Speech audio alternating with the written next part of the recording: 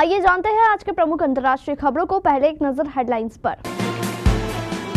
पूर्व पीएम के अंतिम संस्कार का क्या है प्रोटोकॉल, बेटी अमेरिका से लौट रही भारत। आरजेडी के ऑफर पर नीतीश कुमार ने दिया जवाब, बीजेपी को साफ साफ बता दिया आगे का प्लान। मुख्यमंत्री हेमंत सोरेन कल नहीं करेंगे मैया सम्मान के लाभुकों को पैसा ट्रांसफर, अधिसूचना जारी। यमन के आसमान में छाए इजरायली लड़ाकू विमान, इजरायल ने कैसा किया हूतियों पर सबसे बड़ा हमला। ट्रेनिंग की कमी, ड्रोन अटैक में माहिर सेना, रूस की बजाय उत्तर कोरियाई सैनिक क्यों बन रहे हैं यूक्रेन के आसान शिकार। अजरबैजान बोला मिसाइल से विमान गिराया गया, रूस ने कहा हमने उतरने का विकल्प दिया था।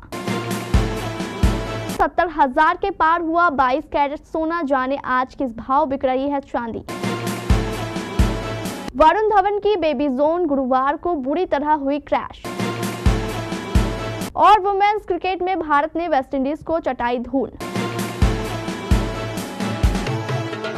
भारत के पूर्व प्रधानमंत्री मनमोहन सिंह का गुरुवार को निधन हो गया। उनके सम्मान में केंद्र सरकार ने 7 दिनों के राष्ट्रीय शोक की घोषणा की है। फिलहाल डॉक्टर सिंह का पार्थिव शरीर अंतिम दर्शनों के लिए उनके निवास मोतीलाल नेहरू रोड के बंगला नंबर 3 में रखा गया है। पूर्व पीएम मनमोहन सिंह का पार्थिव शरीर शनिवार को कांग्रेस मुख्यालय में रखा जाएगा, जहां आम लोग और पार्टी कार्यकर्ता उन्हें श्रद्धांजलि देंगे। जानकारी के मुताबिक मनमोहन सिंह का अंतिम संस्कार कल होगा। उनकी बेटियां आज शाम तक अमेरिका से भारत आ चुकी है। हालांकि उनके अंतिम संस्कार की प्रक्रिया कौन पूरी करेगा, मुखाग्नि कौन देगा, इसे लेकर कई सवाल लोगों के मन में है। प्रगति यात्रा के क्रम में 4 जुलाई यानी सीतामढ़ी में विभिन्न कार्यक्रमों में हिस्सा लेने के बाद सीएम नीतीश कुमार ने योजनाओं की समीक्षा बैठक की। इस दौरान उन्होंने फिर ऐसा बयान दिया कि वह वायरल हो गया। दरअसल उन्होंने कहा कि हम 2 बार गलती से इधर से उधर चले गए थे, अब हम लोग हमेशा साथ रहेंगे और बिहार के साथ देश का विकास करेंगे। कयास लगाया जा रहा है कि राजद की ओर से उन्हें एक बार फिर महागठबंधन में शामिल होने का कथित तौर पर ऑफर मिला है। संभवतः इसी कयास पर विराम लगाने के लिए सीएम कुमार को यह सफाई देनी पड़ी। मुख्यमंत्री हेमंत सोरेन शनिवार को मैया सम्मान के लाभुकों को 2500 रुपए की राशि का ट्रांसफर नहीं कर पाएंगे। इसकी बड़ी वजह पूर्व प्रधानमंत्री मनमोहन सिंह का निधन हो जाना है। जल्द ही इसे लेकर अगली तारीख की घोषणा कर दी जाएगी। जिला प्रशासन की तरफ से इस संबंध में अधिसूचना जारी कर दी गई है। बता दें कि केंद्र सरकार ने 26 दिसंबर से 1 जनवरी तक राष्ट्रीय शोक का ऐलान किया है। ज्ञात हो कि 26 दिसंबर की रात पूर्व प्रधानमंत्री मनमोहन सिंह का निधन हो गया। केंद्र सरकार द्वारा राजकीय शोक के ऐलान के बाद ही यह लागू हो गया है। इस दौरान किसी भी प्रकार के राजकीय शोक या सरकारी कार्यक्रम का आयोजन नहीं हो पाएगा। सभी सरकारी भवनों और कार्यालयों में लगा राष्ट्रीय ध्वज आधा झुका हुआ रहेगा। इजरायल ने यमन के हूती विद्रोहियों पर अब तक का सबसे बड़ा हमला किया। इजरायली सेना ने कहा है कि उसके लड़ाकू जेट ने गुरुवार को यमन के हूती विद्रोहियों के ठिकानों पर बम बरसाए।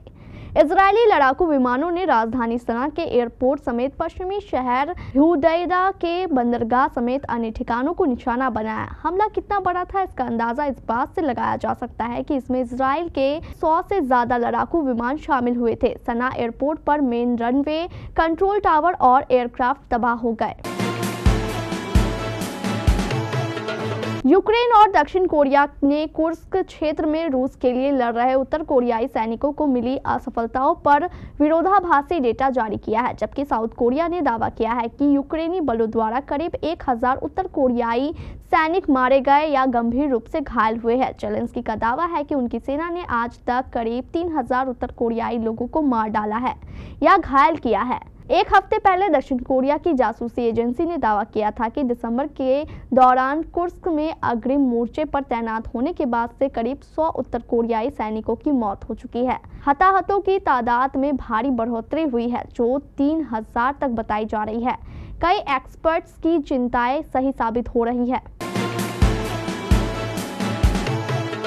कजाकिस्तान के अक्ताऊ शहर में हादसे का शिकार हुए अजरबैजान के विमान को लेकर नया खुलासा हुआ है। अजरबैजान एयरलाइंस ने अपने एक बयान में कहा है कि बाहरी भौतिक और तकनीकी हस्तक्षेप की वजह से कजाकिस्तान में विमान दुर्घटना हुई। विमान में 67 लोग सवार थे, इसमें से 38 लोगों की जान जा चुकी थी। अजरबैजान एयरलाइंस का एम्ब्रियर 190 विमान बाकू से रूस के चेचनिया प्रांत की राजधानी गोचनी जा रहा था, मगर गोचनी में कोहरे की वजह से विमान उतर नहीं सका। इसके बाद वह कैस्पियन सागर की तरफ बढ़ा, मगर वह अपना मूल रास्ता भटक चुका था। कुछ ही देर में अताऊ शहर में सागर के तट पर विमान दुर्घटना का शिकार हो गया। विमान में सवार 29 यात्रियों को बचा लिया गया है।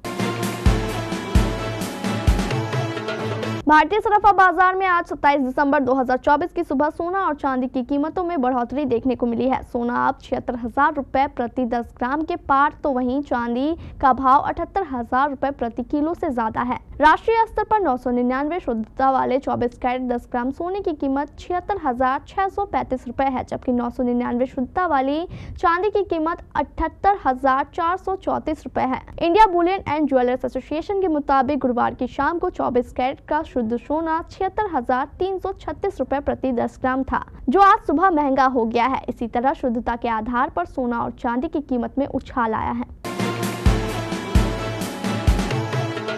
जवान के डायरेक्टर एटली कुमार ने जब अनाउंस किया था कि वो बतौर प्रोड्यूसर एक एक्शन एंटरटेनर फिल्म लेकर आ रहे हैं, तभी से जनता को उनसे एक धमाकेदार फिल्म की उम्मीद थी। फिल्म बिजनेस को भी उम्मीद होने लगी थी कि बेबी जॉन इंडस्ट्री की अगली बड़ी हिट फिल्म हो सकती है, मगर सिर्फ 2 ही दिनों में फिल्म का जो हाल हुआ है उसकी उम्मीद किसी को हरगिज नहीं रही होगी।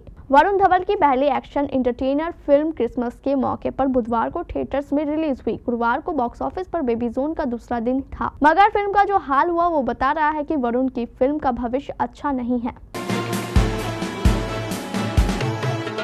भारत ने वुमेन्स क्रिकेट में कमाल कर दिया। हरमनप्रीत कौर की कप्तानी वाली टीम इंडिया ने वेस्टइंडीज को वनडे सीरीज में 3-0 से हरा दिया। टीम इंडिया सीरीज का आखिरी मुकाबला शुक्रवार को 5 विकेट से जीता। भारत के लिए रेणुका सिंह ने घातक गेंदबाजी की, उन्हें प्लेयर ऑफ द सीरीज चुना गया। रेणुका सीरीज में सबसे ज्यादा विकेट लेने के मामले में टॉप रही। उनके साथ साथ हरलीन देओल ने भी कमाल का प्रदर्शन किया। भारत ने सीरीज का पहला मैच 211 रनों से जीता था, वहीं दूसरे मुकाबले में 115 रनों से जीत दर्ज की गई थी। टीम इंडिया ने तीसरे वनडे में वेस्टइंडीज को 5 विकेट से रौंद दिया। वेस्टइंडीज ने आखिरी वनडे में पहले बैटिंग करते हुए 162 रन बनाए। इसके जवाब में भारत ने 28.2 ओवरों में 5 विकेट गंवाकर मैच जीत लिया। इस मुकाबले में दीप्ति शर्मा ने 6 विकेट झटके, उन्हें प्लेयर ऑफ द मैच चुना गया।